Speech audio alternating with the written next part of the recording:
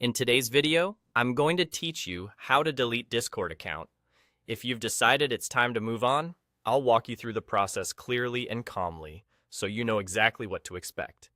Keep in mind, deleting an account is intended to be permanent.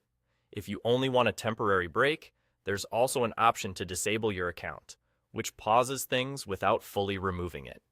I'll point out where both choices live so you can pick what's right for you. Start by opening Discord on your desktop.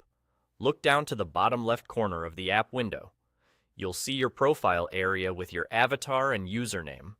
Right next to that is a small gear icon. Click that gear icon to open User Settings. This is where all your personal and account controls live, and it's the starting point for making changes like this. Inside User Settings, you'll land on a page with a sidebar on the left. Click on My Account.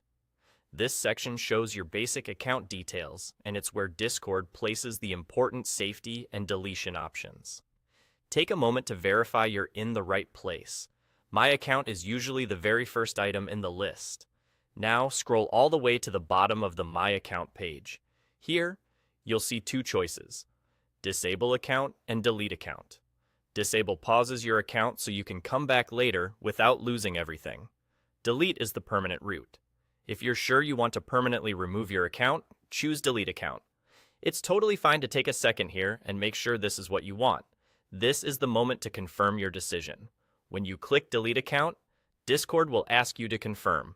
You may be prompted for your account password, and if you use two-factor authentication, you may need to enter that code as well.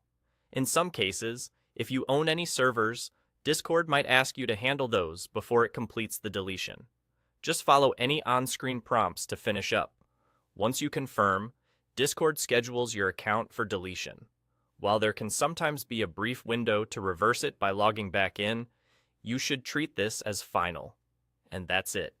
You've navigated to Settings, opened My Account, scrolled to the bottom, and confirmed the deletion. Thanks for watching, and take care.